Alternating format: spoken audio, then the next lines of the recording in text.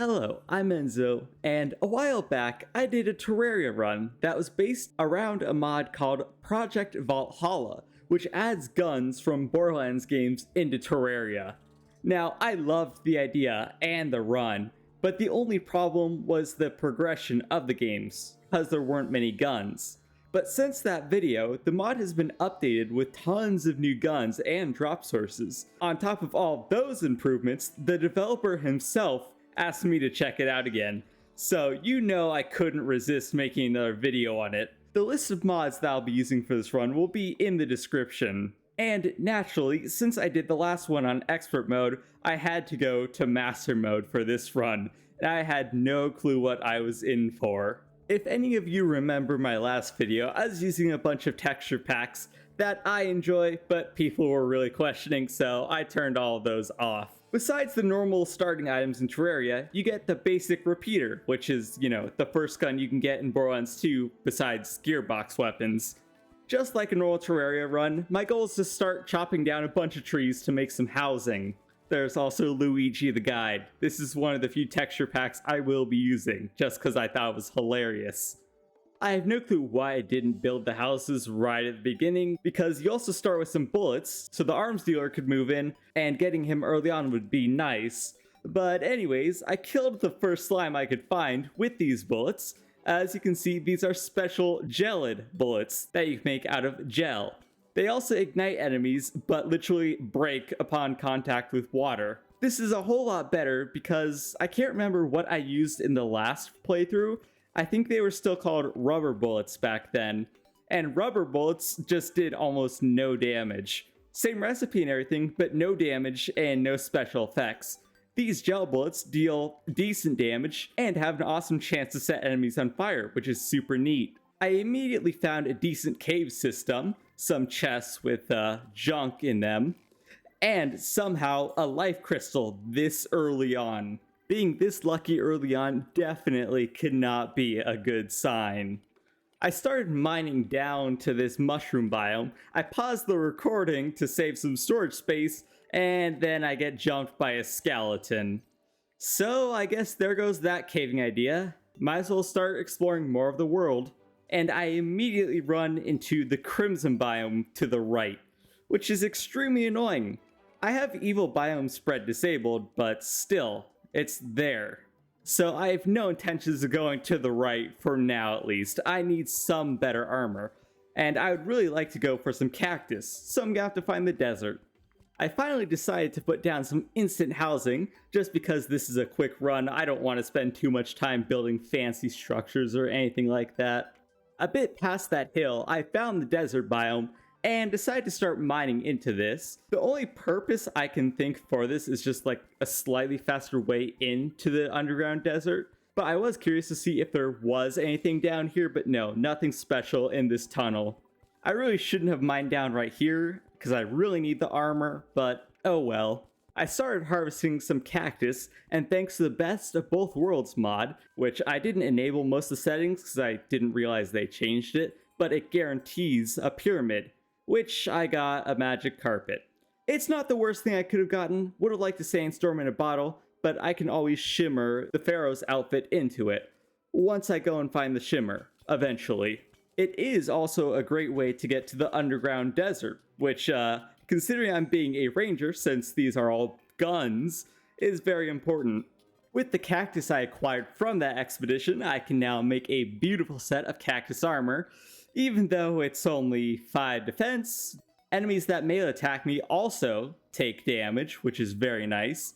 So at least I'll deal a tiny bit more damage and hopefully not die as fast. And there was absolutely nothing interesting to the right. Just some more crimson, and a crimson desert.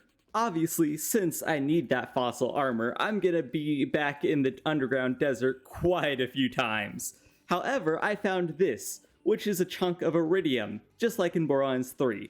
And obviously, it drops some iridium, and slag samples, which you can make slag bullets, which do exactly what they do in Borderlands 2. Slag lets you deal more damage to enemies, and you get another damage bonus if you hit them with true melee, but obviously I'm sticking with my guns here. Those are my first iridium bars, even though enemies can drop them. I believe like any enemy can. I just haven't killed that many enemies yet. And I have to say, Dune Rider boots is like the second best drop I could have gotten from one of these chests. The best and the thing I'm looking for is an extractinator so I can actually get fossils out of these desert fossils to make my armor. Even though all of my trips have resulted in death, I do get to make some progress every single time. In this one, I got enough gold to make a new gold pickaxe, which gives me some more mining range and speed, which is very nice. I headed back to that cave from earlier, and big surprise, the skeleton is still there. It's because he picked up my money. But that gives me a good opportunity to finally take revenge and get down to the mushroom biome. There was nothing good in the glowing mushroom biome. However, this random golden chest just happened to have an extractinator, and that is an insane find because I can finally make the set of armor I want.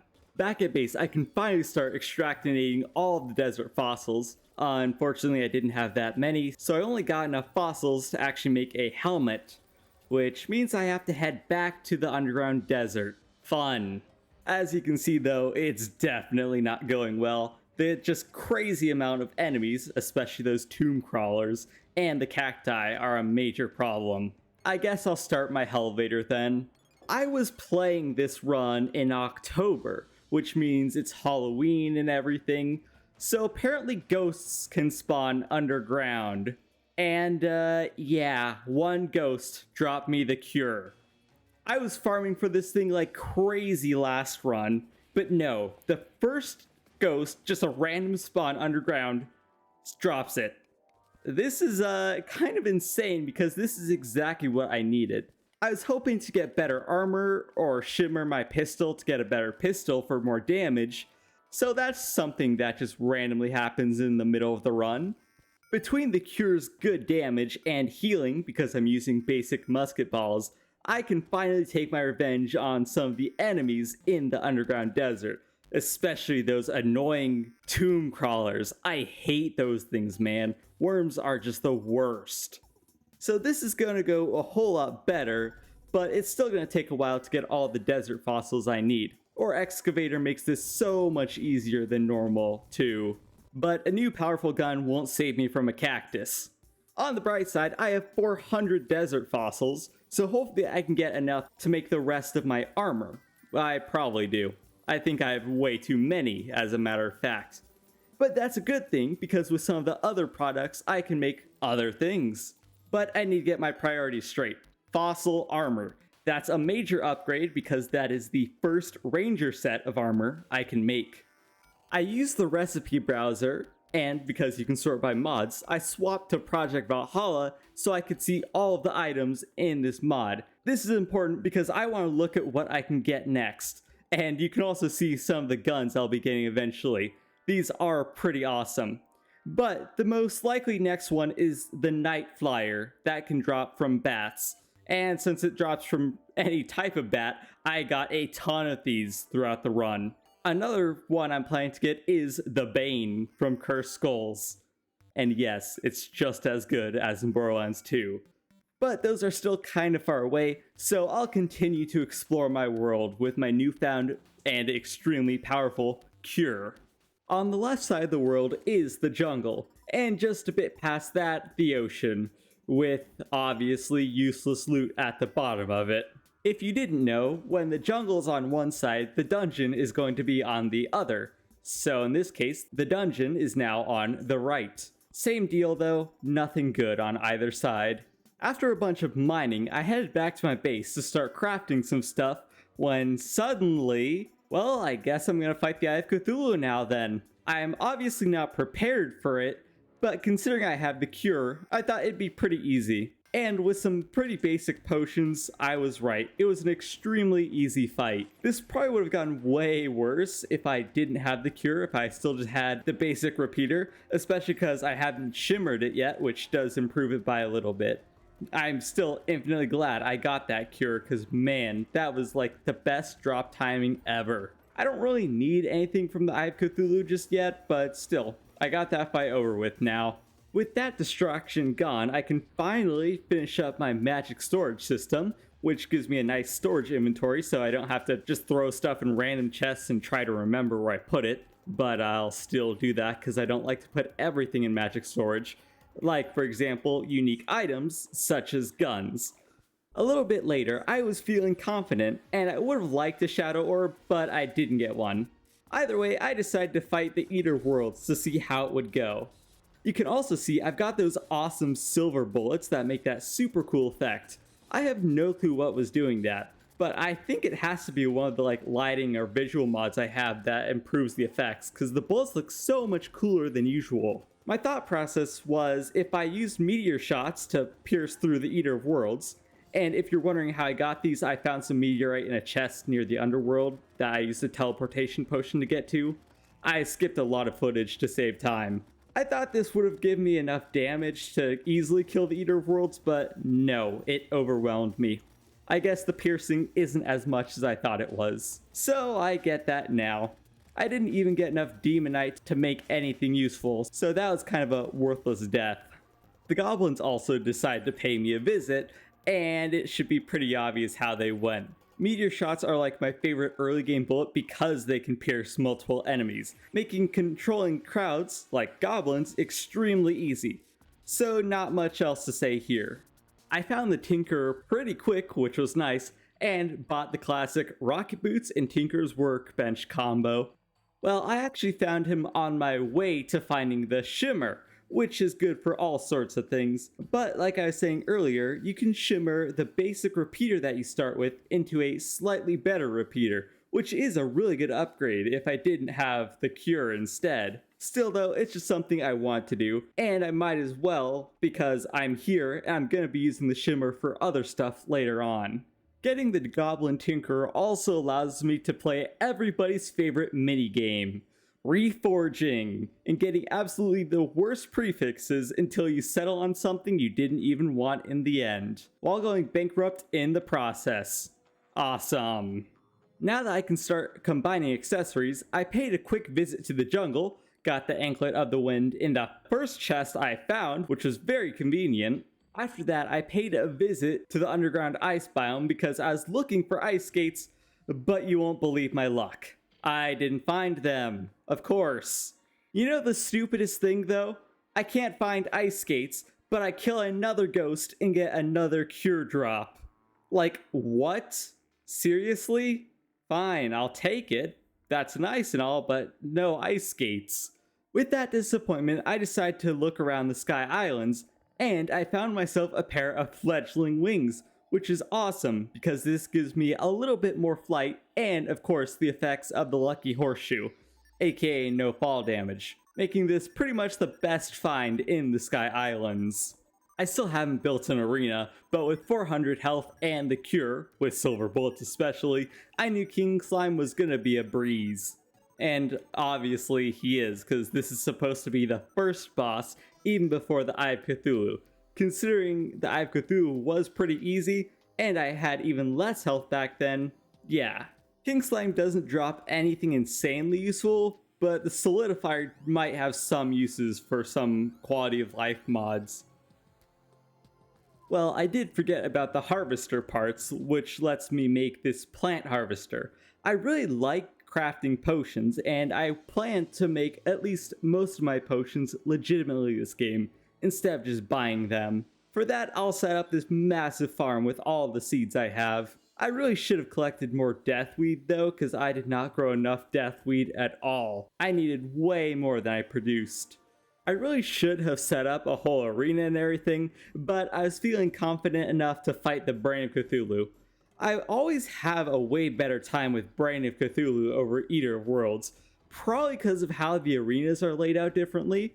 Obviously you can make your own, but that's a lot of effort for me, and I don't feel like it. Because of the slightly less enemy density of all the eyes, they're way easier to kill with meteor shots. It's just the Brain of Cthulhu itself at its confusion phase. I actually don't know what it's called. This part's really just annoying because I have enough knockback.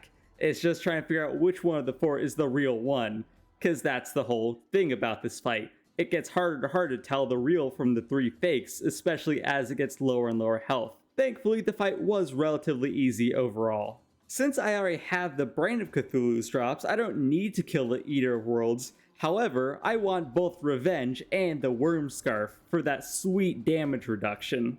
This time, I built some platforms over the pits, and I'm still not using potions. I think the main thing was just having more health and dodging a bit better this time. Another meteor fell, so I can finally replenish my favorite early game meteor shot. That's awesome. Now I can use them as my normal ammunition. And for the first time, because it's absolutely necessary for this run, I decided to build Waffle Time's giant mob farm design. I built this underground because this is where I can make a bunch of artificial biomes to spawn different mobs, which I'll be needing to farm some guns for both now and later on. I'm using the ore excavation mod and toggling dirt and stones that I can just mine all of this extremely fast. It just saves an insane amount of time that it would take otherwise. Either way, I'm still going to be here for a while because I have to get all the tiny bits that don't get mined from this.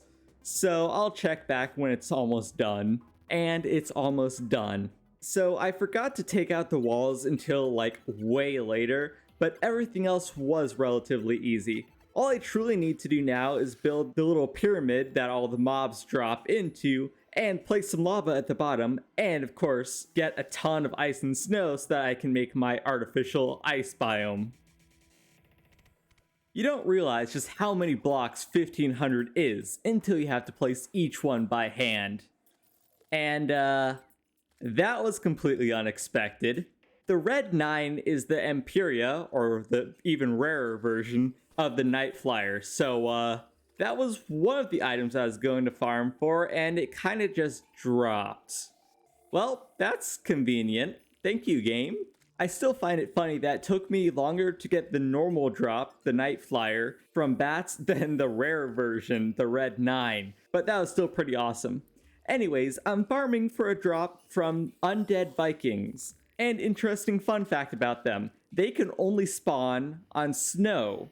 Or mostly spawn on snow, at least. A lot of enemies in this game are like that, where some only spawn on certain blocks, and it took me a bit to figure out they spawn, well, on snow. From them, I got the Unkempt Herald. And yeah, it's nowhere near as broken as the Unkempt Herald in Borderlands 2, but it's still pretty awesome.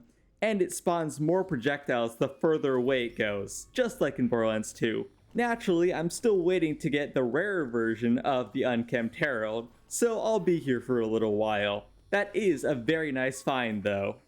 Like I said earlier, with the pure amount of bats that are going to die in this run, I'm going to get a ton of red 9s and night flyers. So I'm not going to show all of them from now on, just know I got over a dozen at least. I got bored of farming, so I decided to go back to the jungle and fight Queen Bee real quick. I don't technically have to do this, but I thought I might as well go for a clean sweep of all of the bosses through this run. And considering the amount of flinxes I was killing because I didn't have the ice farm set up early on, I have tons of flinx fur, so I'll go deal with the deer clops eventually. For the Queen Bee fight, I definitely should have made a bunch of potions, but I wanted to see how it would go without them. And it got scary close quite a few times. I decided to use the red 9 mostly, mainly because there was not enough distance for the Unkempt Herald to do its maximum amount of damage. Overall though, I am very much over-prepared for Queen Bee and overpowered thanks to this red 9, so that was pretty easy. Still though, nothing I actually need from this fight. And I completely forgot this pet existed. I'm assuming it's a rare drop from pumpkins, like extremely rare, because that's where I got it from. I got another one later on, but still, that's a neat little find. Might as well use it, it's a cool little pet. I'm still bored of farming, so I decided to defeat Skeletron real quick. This time, I decided to grab a bunch of potions because I knew Skeletron would be a whole lot more difficult, and I was right. A bigger arena would have been a far better idea, but this is fine. The red 9's damage output is just ridiculous. But I think it costs like 7 bullets per shot, so be aware of that, because I wasn't, and I was just chewing through ammo with this thing. You might have noticed I also have the ammo reservation buff from one of the ammo crates. That's because you can actually craft it from one of the quality of life mods. It's like 500 bullets, I think, 100 wood, and like 50 iron. So really cheap, you can make it early on. And for 20% less ammo usage, it's an amazing deal. Anyways, Skeletron was an extremely easy fight, and now I can go down into the dungeon, where some other good gear lurks. For now, I'm pretty much just looking for a shadow key to just loot the underworld, and an alchemy station. However, yeah, one of the cursed skulls dropped a bane. Naturally, it's got a horrible prefix, which I kind of found hilarious when I first got it, but still, that's the bane. And the best part is, it works exactly like in BL2, except for the less accuracy longer you fire. And the sound effect is apparently Lucy the Axe, which I've never used that item before. I don't think I've done much of the Don't Starve crossover. I pretty much only killed Deerclops. I don't know much else about it. I thought it was the Meowmere at first, but the developer corrected me. Still though, the Bane is probably my favorite weapon in this entire mod pack. If not first, it's a close second or third, because this thing is just so ridiculously fun to use. Besides the fact it's as jokey as it is in Borderlands 2, it's unironically good in this game. Like, the shock debuff is insanely powerful, on top of its base fire rate and damage. Needless to say, getting this right now was extremely good. After reforging for, I kid you not, 2 minutes, and settling on just a godly bane, because I couldn't get Unreal, crafted the entire set of necro armor using bones from the dungeon, because I forget that's the other reason I need the dungeon, I decided to deal with Deerclops real quick. Just like Queen Bee, absolutely no reason for me to fight him or kill him, but I thought I might as well because I had the resources to. He first derped out and didn't teleport to me for some bizarre reason. Now, the main issue with the Bane is of course the movement speed, that's why it's not the best for everything, but the pure damage output easily balances that out. And no matter what I do, I always struggle with Deerclops. Going into the cave wasn't the best idea, but my DPS is just so insane that it worked out. A ton of farming later, and still no luck, I decided to clear out a Blood Moon real quick, not because there's anything that I truly need in here. I would like to get the Shark Tooth Necklace, and I managed to get the Money Trough as a bonus. If you watched the other video on this mod pack, you might remember that the Blood Moon, and more specifically the Bride, had one of the gun drops. Thankfully, that was completely changed, because I think I might have gotten the Gwen's head from one attempt. I definitely couldn't get the rarer version. The drop rate was just so insanely low. But thankfully, like I said, that drop was changed to a different enemy that's far easier to farm.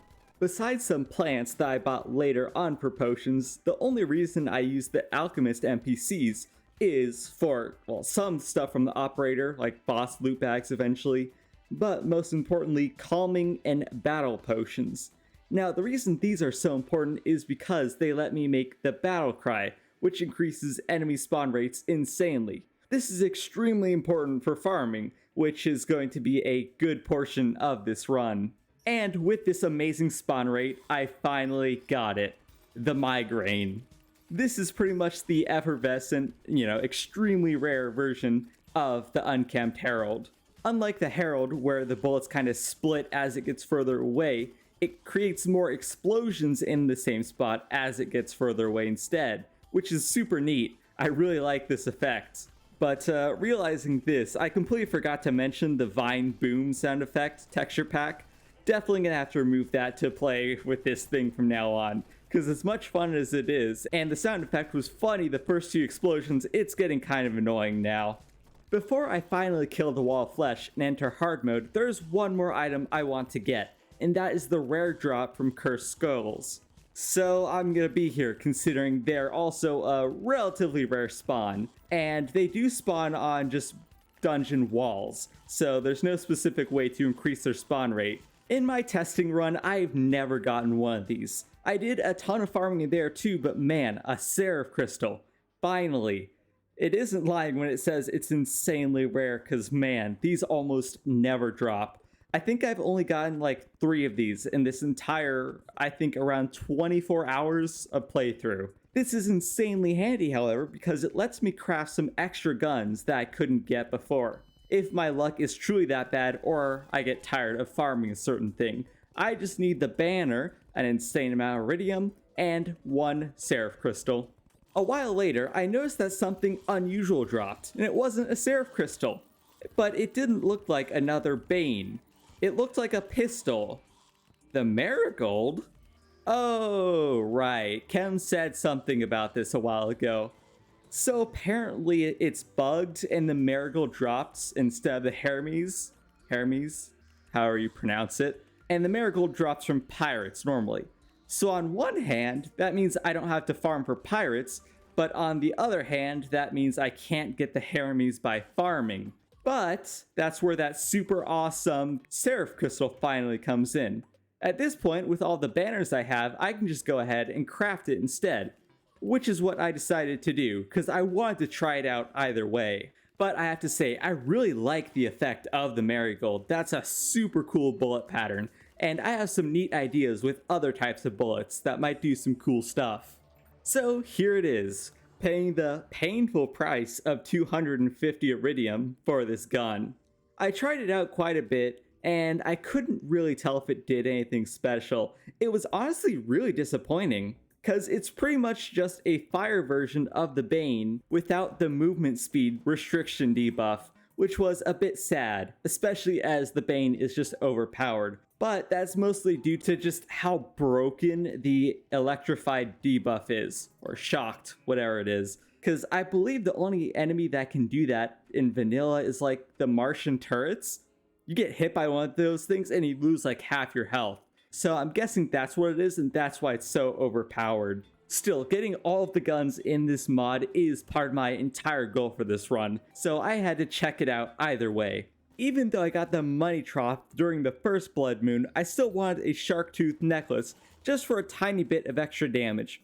I can also combine this with the Biome, or whatever that item's called, to get the stinger necklace, which also releases bees whenever I get damaged. So there's a decent source of extra damage. I've also explored this ice biome quite a few times, as you can see here, each time with a Spelunker potion, in the hopes that I could get some ice skates. I kid you not, I think I found at least like 5 copies of each other item besides ice skates. And at this point I've pretty much given up because I know I will not be able to get them. There might be like one last chest that might have them, but I doubt it. To fix that, I bought the accessory from the Tinkerer, not the Goblin Tinker, the one from one of the mods, and just decided to craft my Terra Spark Boots because, funnily enough, I had everything else for it for once, but not the freaking ice skates.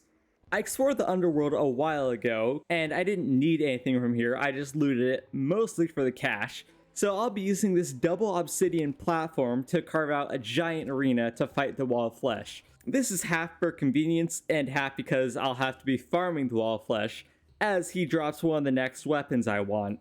Before I fight the Wall of Flesh and get into hard mode, there are quite a few tasks I want to do first. To begin, I made some shine and night vision potions because I was getting very sick of not being able to see anything in the dark, so that'll help a lot. I then crafted some other potions, but that didn't really matter for now. Then I was doing an unholy amount of fishing for various items, including 2 sundials that you can craft out of golden crates, and that's to make a portable sundial. For the cost of some mana, I can now change the time, which is going to be extremely helpful for the future. And the most important fish that I've been looking for is in the surface jungle.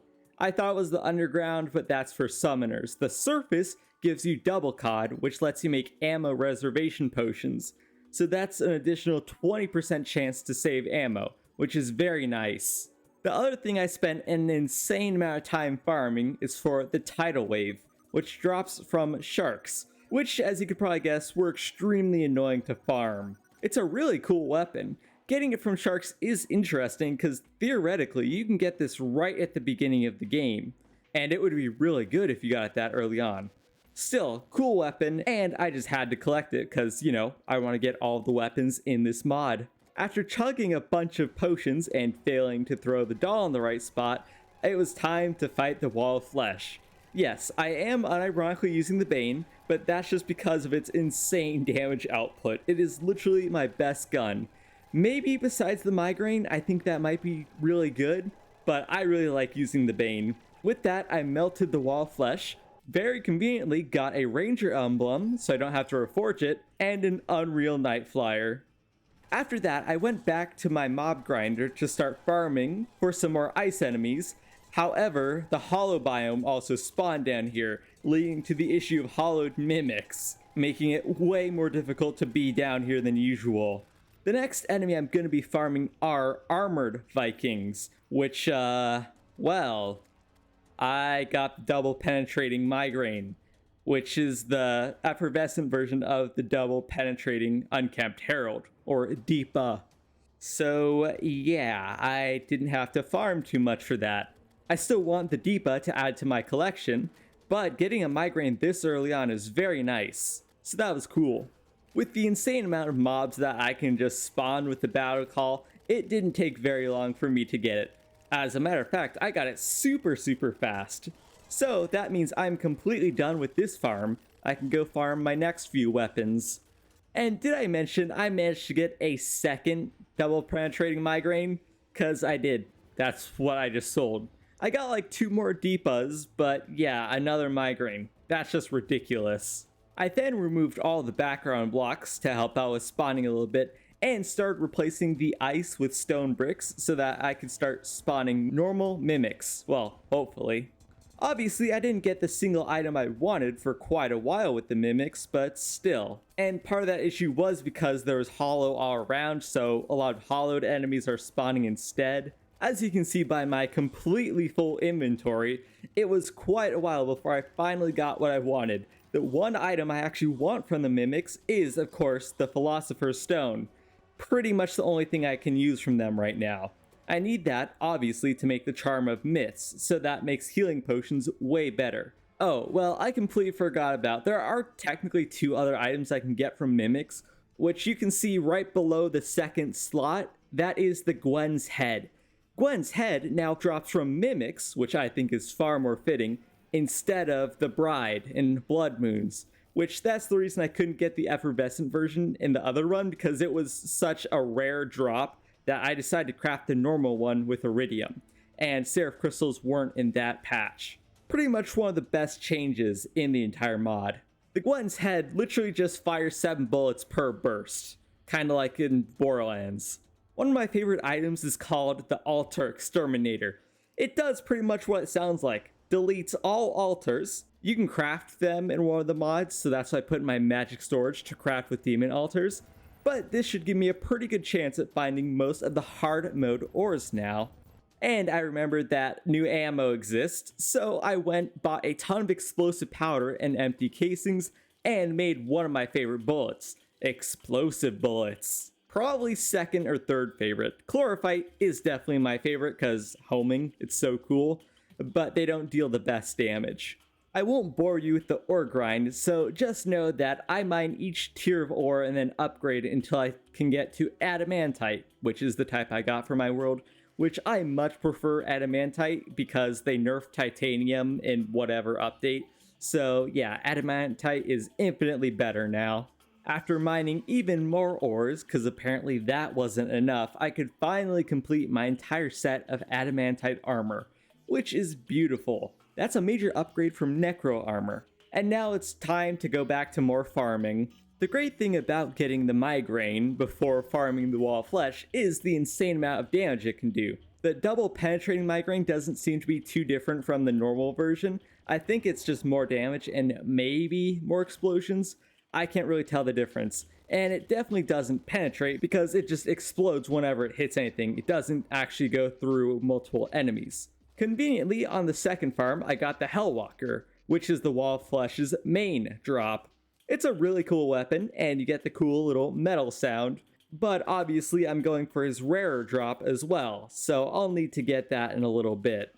I decided to use one of the overloaders to spawn 10 walls of flesh at once, which I didn't know why it was a good idea. It wasn't, but the migraine's damage is just ridiculous, as you can see here. But in the end, and I think it even says that on the tooltip, Unfortunately, they don't drop normal items, they only drop treasure bags, which makes absolutely zero sense, as it would have been super nice if they just dropped stuff normally, but no, and that means no Project Vaulthalla guns because they drop normally without treasure bags. So I'm gonna be here for a little bit. I got bored of farming the wall of flesh, so I cleared out some of the hollow to make this a normal underground again, and farmed some more mimics to get the mimics effervescent drop. Eventually, I got it, which was cool. This gun is called the Adrastea? Sure, let's go with that. And it's actually pretty neat because it's got these cool homing bullets, but unfortunately they have super low range, which is the main issue with this weapon. I definitely like it, it's neat, it's just not great because you have to be in close range. Considering I'm playing in master mode, yeah, that's a slight issue for pretty much every boss. I still haven't gotten the effervescent drop from the wall flesh, so I decided to clear out the pirates real quick. The migraine, as you can see, is amazing at this. This thing just does insane damage, but so do the pirates. I really did not expect that. And since we have the marigold already because it's a bugged drop, I only need the normal drop from the pirates, which makes this farm a whole lot easier. Since I haven't shown it yet, here's how the Adrastea fires against enemies. Super low range, but very effective against those Flying Dutchmans. Still haven't gotten the gun I've been looking for. Also, it drops from the pirate deckhands, which are the ones, with normal pistols, but still very annoying because there are tons of types of pirates. Because of my horrible luck, I didn't manage to get the drop in the first pirate attempt, so I had to do it all over again. You can see how well that's going, judging by the graveyard background that's slowly forming. Thankfully, however, I got it on the second attempt, so at least I didn't have to do this anymore. And this gun is everybody's favorite, Maggie. Even if it's not crazy in Borderlands games, it is super fun to use. I did read in the mod description that it was nerfed a bit ago, but still, it's super cool. This is another one of my favorites, just because of the neat bullet pattern and the fact it can fire any bullets, so it can do some cool stuff like explosive bullets. Here's pretty much the only shame about most guns being elemental. This is me using slag bullets for the first time in this run. As cool as the Maggie is, the damage is nowhere near as good as the migraine. The migraine, with enough distance, because it creates more explosions the further you get away from it, just deals insane amounts of damage to the wall of flesh, essentially melting it. Slag definitely helps that out too, but I don't think it's worth the effort of putting new bullets in above others to actually slag them first. Even though I made a ton of slag bullets, I should have just been using them. Who knows how many dozens of farms later I finally got the drop. This is called the Demon Core. It's like the Hellwalker, it's pretty much the same, but the bullet pattern arcs and it fires radiation, which, yeah, judging by that melt, you might be able to see just how stupid radiation is. It's beautiful. So I'm very glad I got that. I love using the migraine, the Maggie, and the marigold, but this is just infinitely better. The Demon Core helps out a ton in farming the next weapon I'm going for. This is another one where technically you could get this right at the beginning of hard mode, because I believe the derplings start spawning then, but it's the Flacker. Yep, exactly like in the Borderlands games. I have to admit though, the effect is super cool and it does crazy damage, but conveniently the game just drops the effervescent version too. So thank you, game, that was very convenient. The Flacker is awesome, but the effervescent is infinitely cooler. Since I have all of these new powerful weapons, I decided to go ahead and defeat all of the mech bosses. I am definitely more than prepared for them. I started out with the Demon Core because I was really thinking it would just melt the Destroyer because it kills the probes and then leaves radiation. He also killed my zoologist. That's just rude. But the Demon Core wasn't having the effect I intended it to. So I decided to pull out the Bomber. I didn't have footage of me using it earlier, but it fires a small grenade projectile that bounces a bit, I think, and explodes after a few seconds if it doesn't hit anything. If it hits something though, it creates a giant path of explosions in a cross pattern that does fire damage. Unfortunately, fire isn't the best against a giant metal worm, but still, it's super cool and powerful to use, especially because it can hit tons of destroyer sections at the same time, making it very fun to use and also very powerful. It's also aesthetically pleasing to watch too.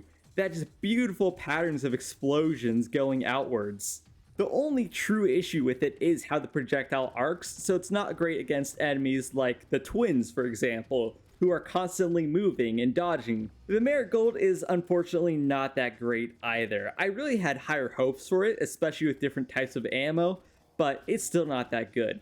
I'll use it a bit later on with chlorophyte bullets, because they're homing, but at that point it's super underpowered. It is still a neat weapon because of that bullet pattern though. As you can see though, with these awesome weapons, pretty much nothing stands in my way at this point.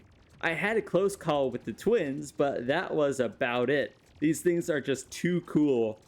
Last but not least is Skeletron Prime, which is the best example of the bomber not being great against fast enemies. I can definitely still get some hits, but it's very inconsistent with him, at least at the beginning. It's still my best option in terms of DPS, because yet again, this thing is just insane. Honestly, there's not too much to say about Skeletron Prime.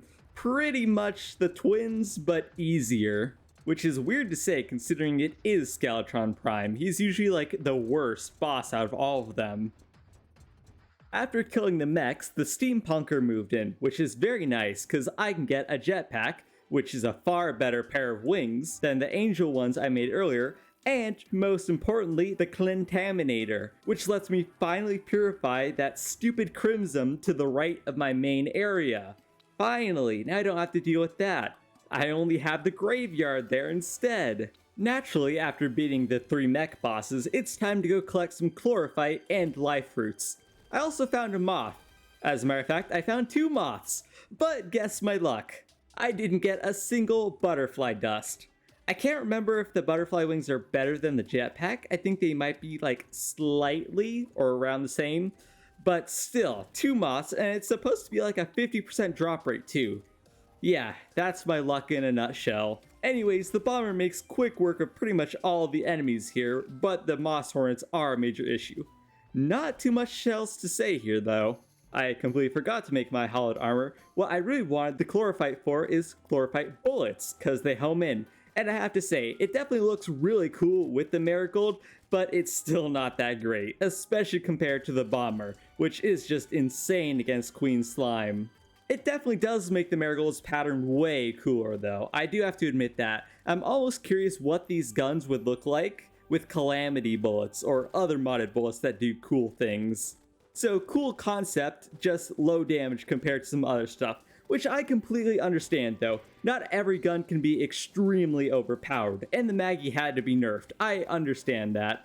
I always seem to struggle with Queen Slime just because she is a complete bullet hell, but my damage is more than enough. Well, I still died in the end though. At least I got her first. Here's probably the reason the Maggie was nerfed, because this actually does decent damage with chlorophyte bullets, and there are probably crazier combinations than this. Still, the most important part is, of course, the looks of it. But yeah, definitely not a long-term solution, just cool for a little bit. I'm farming gastropods, as they're one of the other enemies that drop something. And the cool thing is their drops got swapped with the Martian saucers from the last playthrough I did, which is super cool. It didn't even dawn on me that I got the effervescent gun first, the KP1216. The damage itself isn't crazy, but it's all about the slag that it provides instead. Super cool weapon, very useful for, well, slagging enemies to increase your damage against them. This is also way better than the Martian saucers dropping it because that was just a super annoying farm to do. The ASMD was not far behind, and this is when I realized, oh yeah, I got the rare one first. So I don't know for sure, but it feels like the ASMD has been buffed, but much like the version, I believe in Borderlands 3, I think that's what it's in, where your left mouse button shoots a blue orb and your right mouse button, well, when you zoom in and then shoot, fires a beam. If you can connect both of them, it creates a big explosion that actually does quite a bit of damage, but the major issue with it is, of course, timing both of those to be exact. It also costs quite a bit of ammo to use. So overall, it's not the greatest gun in either patch, but it's definitely neat to use. And of course, the shock debuff does insane damage, so that could be something as well. After that farm, I realized that there was one gun that I forgot to get in pre-hard mode, and that is the rare version of the Cure from Ghosts. Naturally, farming Ghosts is insanely annoying, so this whole graveyard high up is pretty much my best option. A bit later, I remembered that, oh yeah, I can make hollowed armor now. I had to kill another destroyer for it, but this will give me some extra damage and, more importantly, defense, which I'm sorely lacking right now. After that, I went to farm a gun I'd completely forgotten about, that being TK's Heatwave. The issue is it comes from sand sharks, which are pretty annoying to farm. On top of that, my drop luck has been horrible, and I've gone through 2 sandstorms with no drop yet. And since I got the banner for it, I thought I might as well just craft TK's Heatwave. It works pretty much like the other version I got in normal mode, but I didn't really get footage of me using it. Still, it is a pretty good weapon, but fire unfortunately isn't that crazy of an element in this mod. My next farm is another gun I've forgotten about, and that is the Empyrean version of the Cure. I actually don't remember what it's called when I'm recording this, but I think we all know the major issue with this farm, and that is we need ghosts, which are a rare spawn normally. We can get a slightly higher chance of finding them in a graveyard biome, so that's why I'm here, but after just a ridiculous amount of farming, I was not able to get one. But in a slightly different twist of luck, I managed to get a Seraph Crystal, which it's kind of funny because when I needed the Haramis, I got a Seraph Crystal for it, and when I need this, I got a Seraph Crystal for it. So that works out. I was immediately interested by the Catalyst because it does slag and corrosion damage, which is an interesting combo. It appears to do the same 2 shots, just like the Cure, and apparently it hurts you when you shoot it. I guess that's to balance out its crazy damage, I'm assuming, in the early game. Unfortunately, I didn't get it early enough to truly test. It's also interesting because it procs the bees from my Stinger necklace, so that's kind of like a secondary upside to it. A very cool weapon, and I'm guessing this would carry you through most of early game, if you're lucky enough to get it then. I still love the concept, though. At first, I didn't think I would have needed a life fruit farm, but I definitely should have made this before hard mode, because, you know, spawn rates go up like crazy in the jungle, and the jungle already has insane spawn rates. So I'm going to make this just a massive life fruit farm, because I expanded it quite a few times, because I have a pretty bad jungle. I haven't had great luck with finding life fruits so far. And considering I'm playing a ranger, which are generally pretty squishy, it's very important that I have maximum life to fight the next few bosses. Skipping a few hours of both waiting and expanding the farm, I have all 20 life roots completed, and 1 extra to shimmer it. That's why I also got mildly interested in shimmering the other stuff, like a gold worm and a pink, I believe, pearl. So that got me interested in expanding my fishing business a little bit more. Because now I just want those. I don't really need them, but I like doing stuff like that. I think it's cool. Since I've never actually gotten pearls before, they come from oysters. Well, obviously, and you get oysters from fishing in the desert. So I made this quick little pond, and it actually looks pretty neat, I think. Needless to say, though, I'm going to be here for a very long time fishing, completing quests, upgrading my fishing rods, stuff like that, so I can get more lures and more chances to get oysters to hopefully eventually get a ton of pearls. Eventually, I was lucky enough to finally get a pink pearl, 2 as a matter of fact, which was pretty neat. And getting this galaxy pearl gave me an interesting idea. That was increasing my luck, which could be very useful considering my normally terrible farming luck. Even if it's just a little bit of luck, that could still help a lot with drop chances. Maybe. Maybe I'm just coping to the max, but we'll see. All this fishing got me to realize I might as well start putting all of my potions in the safe, because with the, well, one of the mods, I think it might be Vanilla Quality of Life Plus, as long as I have 30 of some potion, it will permanently give me the buff, which is very nice. So that's why I started crafting all the potions I possibly could to give me my best chance at survival. You might also see that my luck is now at 1.8. That's due to some of the luck accessories and the luck potions that I've been making.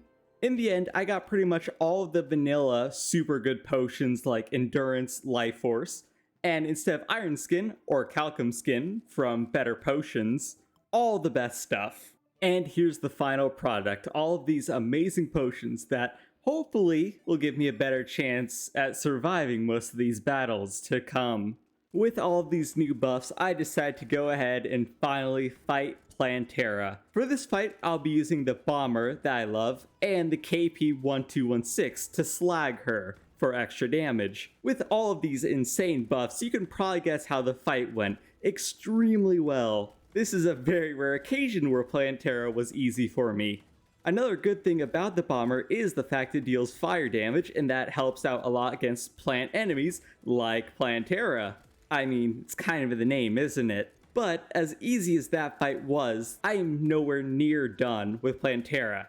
Because, if you guys know anything about this mod or have seen my other video on it, she drops 2 weapons that I'll be farming for quite a while. And feeling extremely cocky, I tried to fight, I think like 10, maybe 5 Planteras at once. You can see how that went. It's giving me flashbacks to what happened in the last run as well. Before I get to all of that Plantera farming though, I can now buy the Auto Hammer because I've killed her once, which means I can finally make my beloved Shroomite armor, which will of course increase my damage and defense, which are 2 things I'm very much going to need if I want to keep farming Plantera, especially considering I'm not using the signature equipment mod like I was in last run, so farming got easier each time I killed a boss or enemy, but it remains the same difficulty every time without it.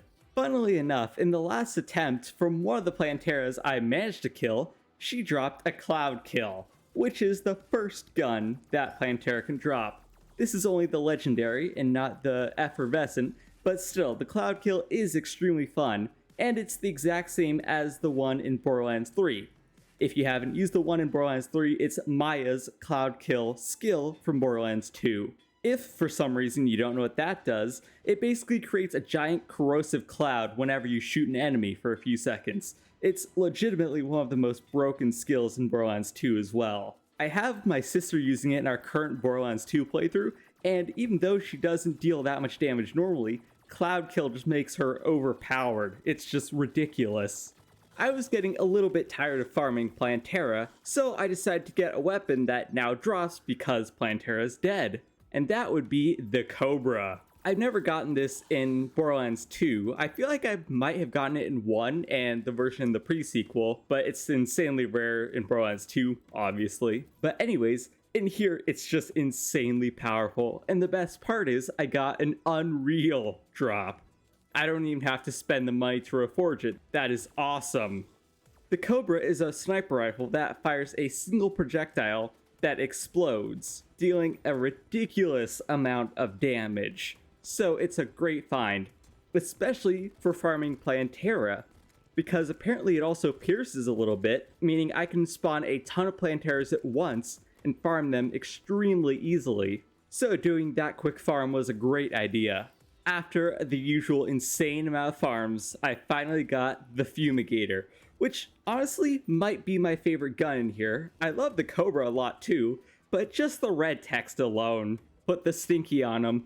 A quote straight from Lil Gas Mask, and that's the reason I love it so much. I'm a huge LGM fan, and seeing a reference to him in a Terraria mod is just insane. Thank you very much, Chem. I love this. You won my heart with this mod previously, but now I love it even more because there's more guns and better progression. Easily one of my favorite video game mods ever. And it performs like a Cloud Kill, but with radiation instead.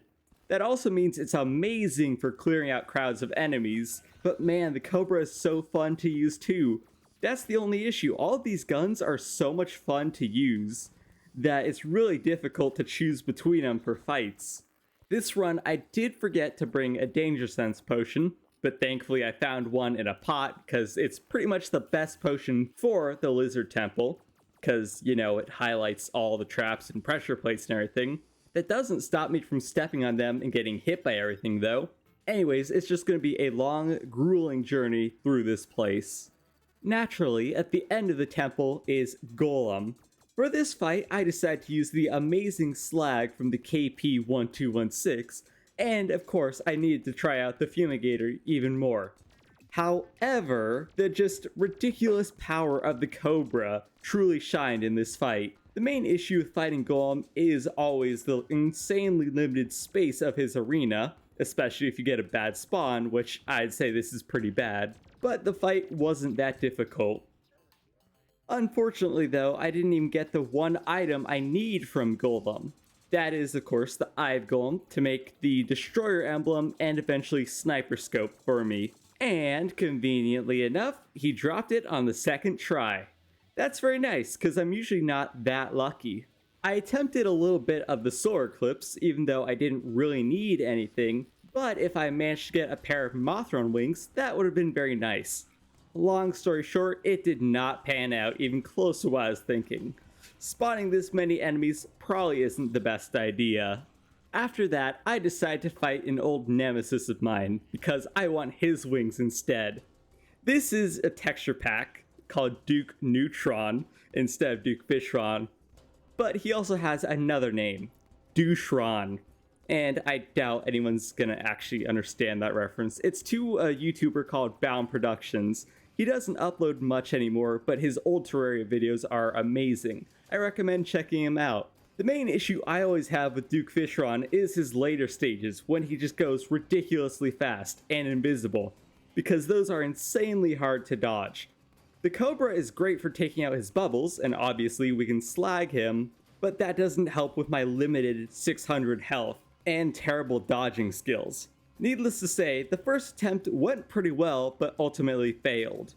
After another unsuccessful attempt and a ton of farming, I finally had to buy a few parts for the Ankh shield, because I just couldn't get them no matter how hard I tried. This should hopefully give me an extra level of protection, and of course knockback resistance. Even though one of the mods has a potion for that, I really want the debuff immunity as well. While farming for a sniper scope, if you thought getting one Unreal Cobra drop was ridiculous, try getting 2 Unreal Cobra drops. Like, what are the chances of that? It's gotta be in the decimals for sure.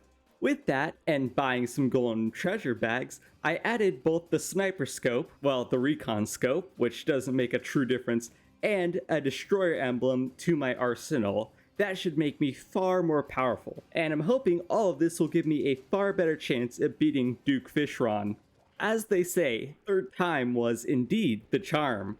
Getting all of these new items certainly helped, especially that Ankh shield. I find myself having to get this in most runs, even though it's not my favorite item. I have to admit, it is amazing for debuff immunity and its decent amount of defense. I always just like using other things in place of it, but then I run into the issue of the super annoying debuffs that it prevents. Either way, the fight was going the exact same as all of the others have. I guess I just got better at the game. Who could have guessed? And trust me, I killed him a few more times, and even bought some treasure bags, but I had absolutely zero luck getting the wings that I wanted. So I guess I'll have to try something else. The next boss on my list is naturally the Empress of Light, which I always dread. She is, although a fun fight, insanely difficult to dodge, especially without Fishron wings or Mothron wings. So yeah, that's gonna be a major issue. Thankfully, she does get slagged, meaning I deal more damage, but I'm just terrible at tracking her with the Cobra for some reason. I think the Fumigator might have been a better idea to try. Needless to say though, I did not last long in the fight, which is going to be a major issue, considering she drops 2 more of the guns I want, and potentially better wings, which I'm gonna have to get. And this is the attempt where I finally managed to beat her. You may be wondering, what changed? What did I do to increase my chances of beating her? Absolutely nothing.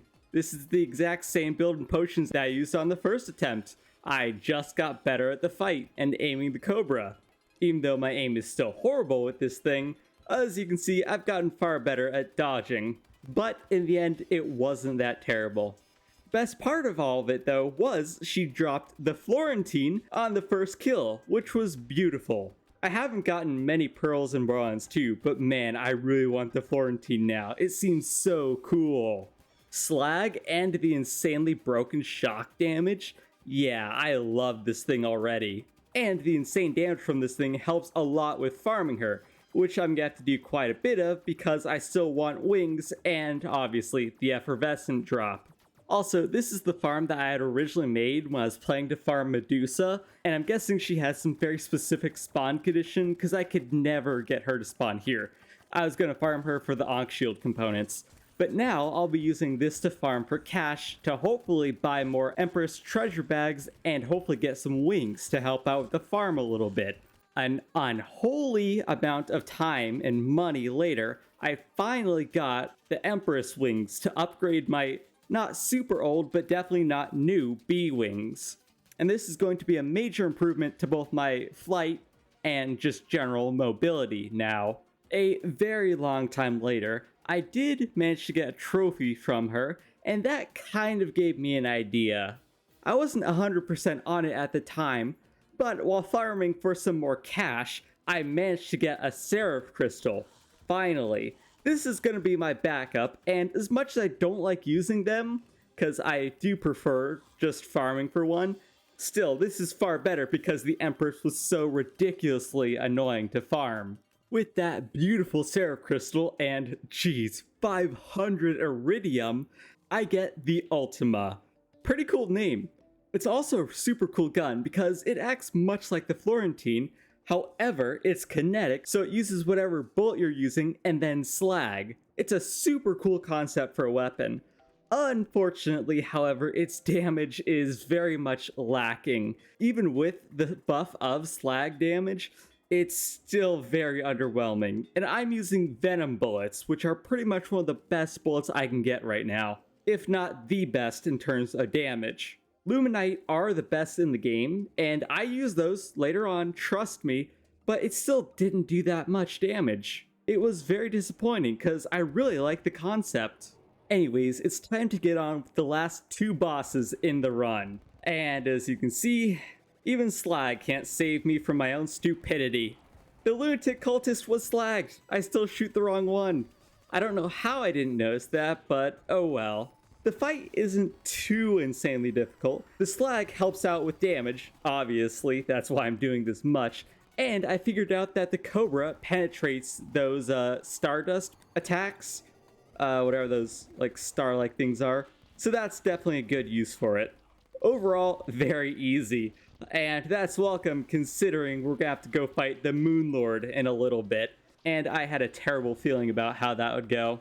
However, I have to beat the pillars first, and there will probably be some deaths involved with those.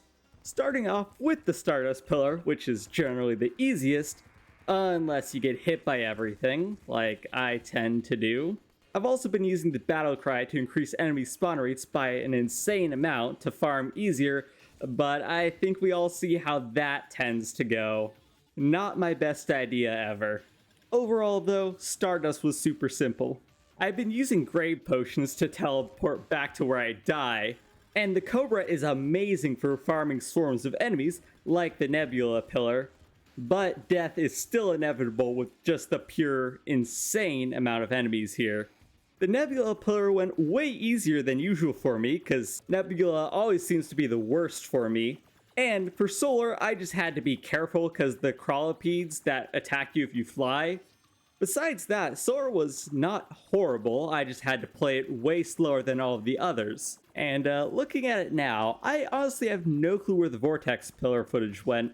Let's just say it was somewhere in between Stardust and Nebula. Like, I died quite a bit, but it had the enemy density of the Nebula. So, yeah. And finally, it's time for the Moonlord battle. If you've seen how this fight has gone with me before, you'll know it's pretty bad. Even with the soaring insignia to fly infinitely, and I think a bit faster, it's definitely not going well. I'm getting hit by pretty much every attack. I just don't have enough movement speed. I started out by using the Ultima, but I knew the damage was nowhere near good enough. So I swapped back to the Florentine, and it performs a whole lot better. I can't really tell if the Moonlord can get slagged. I don't believe so, but I honestly didn't test it. I just don't see any purple, so I'm guessing no, but there might be a code thing where he is. Hard to say. The Cobra is also great, but aiming it is super difficult, especially with the entire background being pitch black. That's why I pretty much need to use the Florentine, because I can see where the bullets are going. The first attempt was going really well. I just have a horrible time of dodging all of the Moonlord's attacks, especially with my limited movement speed. I realized I hadn't eaten the cake that gives you more movement speed, so that might have helped. Well, it was certainly a try. My next two attempts also got very close, but no kill in the end. So I decided to repeat one thing I did in the last run. Even though you can obtain this gun from the Moonlord and maybe Empress of Light, I think I saw in that loot pool, I want to just try it for now. That is the Shredifier. You need the arms dealer in the Aether biome, a graveyard, and during a blood moon to get this. It's a bit ridiculous, but I mean, might as well. I'm running out of options at this point. The major downside though is this thing costs a ridiculous amount of money to reforge. So I'll pretty much take the best thing I can get for now. As cool as the Shredifier is, unfortunately it doesn't fire the bullets that you have equipped, it just fires standard kinetic bullets. And somehow, this attempt went worse than all of the others. I don't even know how that's possible. But yeah, I'm clearly gonna have to change up my strategy. For this attempt, which was finally successful in the end, I really didn't change much up. Instead of changing up my gear, I changed up my strategy. I decided to start using the map a whole lot more to see where the Moonlord is and my position in the world so that I didn't go too high. And if you go too high, you get affected by space, which means less gravity, less movement speed, and I believe that's what was getting me killed most of the time. With this way smarter movement, even though I got hit occasionally, I was dodging most of the attacks now. In another first of this run, I actually used this transparent map mode, where it overlays it over the whole screen, but makes it, like see-through. I never use this, and I've seen other people using it. I could never understand why before now. I finally get why people use this. It is insanely useful, especially in circumstances like this, where you need perfect map awareness. I don't know if I'll ever have a use for it again. Maybe another later. Maybe the Moonlord fight in another run, but it is finally done. I beat the Moonlord with like 2 hits remaining. Unfortunately though, I didn't get any of the drops I want from him, and I needed to kill him one more time to make my beautiful Vortex armor. In the previous version of this run, I was using the signature equipment mod to help a ton with progression. It basically increases your damage, and for guns, I think it can spawn more projectiles, so it buffs your weapons. You can also set to armor and other stuff like that. I've had that off for this run because the gun progression is infinitely better now. However, because I'm farming the Moonlord and it's just insanely annoying, I decided to clear out the Old One's army while using the signature equipment mod to get some crazy levels on my Shredifier and other weapons, so the farm goes a bit easier. And as you can see, the Shredifier wasn't doing crazy earlier, but now it deserves that name. That damage is just ridiculous. You can probably guess that farming's going a whole lot better now, but it's still going to take quite a while. One of the other interesting texture packs I have is Garfield. Pretty much one of the best characters in existence. I don't know what pet item this is normally, but it's something from the Old One's army. But lasagna, I love it. Other farming thing. I tried like 5 Moonlords at once, but as you can see, that was definitely not my best idea, in terms of frames or money. because I had to buy special summons to get 5 of these at once, and it did not go well at all. I honestly don't know why I thought that would have gone decently. There's no world where 5 Moonlords at once is winnable. After countless Moonlord farms, I have finally gotten it. The Super Shredifier, the Empyrean version of the Shredifier.